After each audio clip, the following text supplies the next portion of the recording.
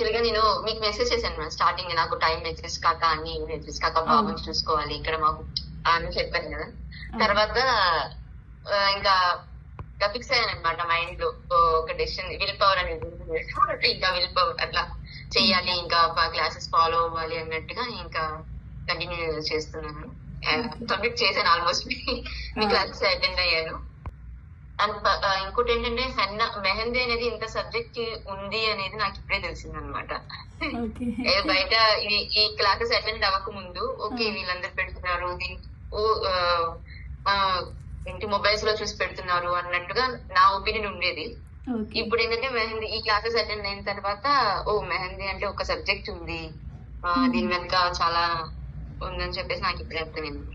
Thank you so much for your patience. ఆ పాపతో చిన్న పాపతో మీరుండి బాబు పాపతో బ్యాగ్ మేనేజ్ చేసి మాకు కూడా చెప్తున్నారు మీ ప్లానింగ్ ప్రకారం.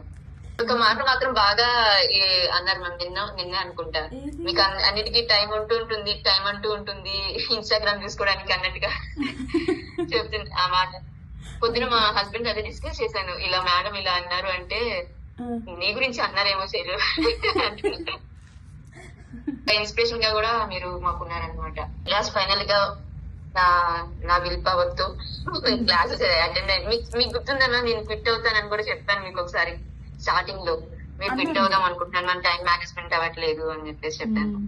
సరే ఏదైతే అదేందని చెప్పేసి నేను ఆ డెసిషన్ తీసుకొని